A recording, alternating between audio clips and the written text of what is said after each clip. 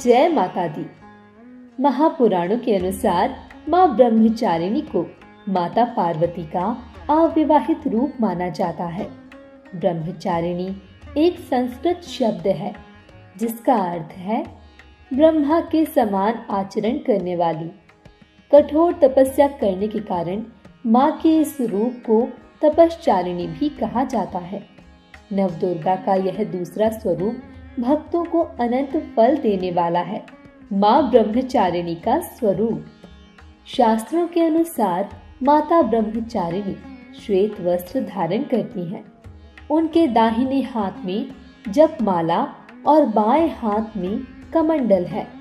शस्त्रों से रहित माँ का यह स्वरूप अद्भुत तेज और अद्वितीय कांति का अनूठा संगम है।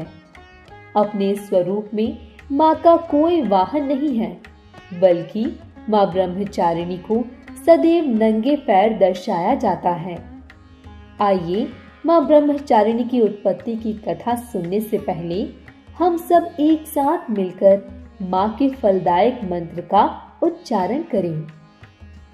ओम देवी ब्रह्मचारिणी नमः।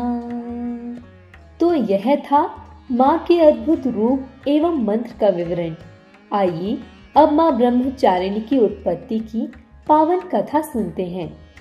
शास्त्रों के अनुसार देवी ने हिमालय के घर पुत्री के रूप में जन्म लिया था तथा देवताओं के ऋषि नारद जी के उपदेश से भगवान शिव को अपने पति के रूप में पाने के लिए अत्यंत कठिन तपस्या की थी।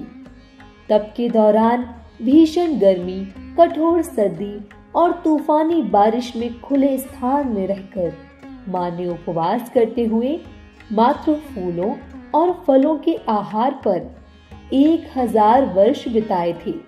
साथ ही जमीन पर सोते हुए 3000 वर्षों तक केवल बेलपत्र का आहार लिया। माना जाता है कि बाद में उन्होंने बेलपत्र खाना भी छोड़ दिया था, जिसके बाद माँ ने बिना भोजन और जल के ही अपनी तपस्या को जारी रखा। बेलपत्र को आहार रूप में त्याग देने के कारण ही माँ ब्रह्मचारिणी को अपर्णा नाम से भी पुकारा जाने लगा। चूंकि माँ ने अविवाहित अवस्था में अर्थात भगवान शिव को पति के रूप में प्राप्त करने के लिए घोर तपस्या की थी, इसलिए माँ के स्वरूप को ब्रह्मचारिणी कहा गया। तो यह थी माँ दुर्गा के ब्रह्मचारिणी रूप की उत्पत्ति की कथा। आइए अब माँ की साधना से प्राप्त होने वाले पुण्य फल के बारे में भी जान लेते हैं। ज्योतिषीय मान्यताओं के अनुसार देवी ब्रह्मचारिणी मंगल ग्रह को नियंत्रित करती हैं। देवी की पूजा अर्चना करने से मंगल ग्रह के बुरे प्रभाव कम होते हैं। इनकी उपासना से मनुष्य में तप, त्याग, वैराग्य, सदाचार, संयम की वृद्धि होती है एवं जीवन के कठिन संघर्षों में भी मन कर्तव्य पथ से विचलित नहीं होता। माँ ब्रह्मचारिणी देवी की कृपा से सर्वत्र सिद्धि और विजय की प्राप्ति होती है। इस दिन साधक का मन स्वाधिष्ठान चक्र में स्थिर होता है और वह साधक माँ की भक्ति से विशेष कृपा को प्राप्त करता है। इस दिन ऐसी कन्याओं का पूजन किया जाता है जिनका विवाह तय हो गया है लेकिन अभी शादी नहीं हुई है।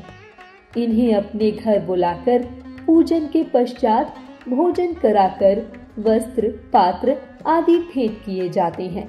उपरोक्त जानकारियों के साथ हम उम्मीद करते हैं कि नवरात्रि का दूसरा दिन आपके लिए विशेष होगा और देवी ब्रह्मचारिणी की असीम कृपा आपको प्राप्त होगी। श्री मंदिर पर द्वितीय नवरात्रि की पूजा विधि से जुड़ी महत्वपूर्ण जानकारी के लिए हमारे अन्य वीडियो एवं आर्टिकल जरूर देखें। आपकी यह नवरात्रि शुभ एवं फलदायक हो, इसी कामना के साथ हम आपसे विदा लेते हैं। जय मां ब्रह्मचारिणी।